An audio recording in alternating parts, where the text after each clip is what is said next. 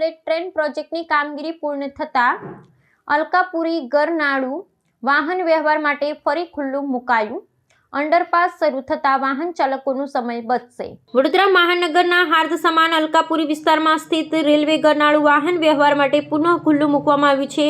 National high speed rail corporation limited દ્વારા હાથ ધરાયેલ bullet train પ્રોજેક્ટની કામગીરીના ભાગરૂપે આ માર્ગ લાંબા સમયથી બંધ રાખવામાં આવ્યો હતો. જોકે હવે આ સ્થળે સંબંધિત કામગીરી સંપન્ન થતાં તંત્ર દ્વારા આ ગરનાળું નાગરિકોની સુવિધા અર્થે શરૂ કરી દેવાતા શહેરના પશ્ચિમ વિસ્તારને જોડતો આ મુખ્ય માર્ગ ફરી કાર્યરત થયો છે.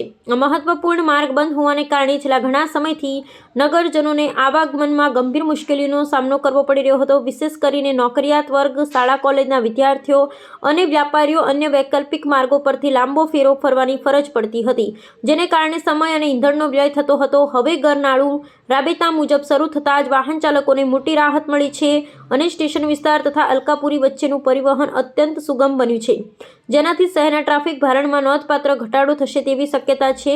ગરનાળું ખુલતાની સાથે જ સ્થાનિક રહીશો અને વાહન ચાલકોમાં આનંદની લાગણી પ્રસરી છે. જાગૃત નાગરિકોના મતે આ માર્ગ ખુલવાથી માત્ર અલકાપુરી જ નહીં પરંતુ આસપાસના વિસ્તારોમાં પણ પરિભ્રમણ સરળ બનશે અને શહેરના અન્ય વ્યસ્ત માર્ગો પર વાહનનું દબાણ હળવું થશે. બુલેટ ટ્રેન પ્રોજેક્ટની જટિલ કામગીરી પૂર્ણ થવાની સાથે હવે માળખાગત સુવિધાઓ અને વિકાસના ફળ પ્રત્યક્ષ રીતે નાગરિકોને મળવાનું શરૂ થયા હોવાના સંધિયારો લોકો વ્યક્ત કરી રહ્યા છે.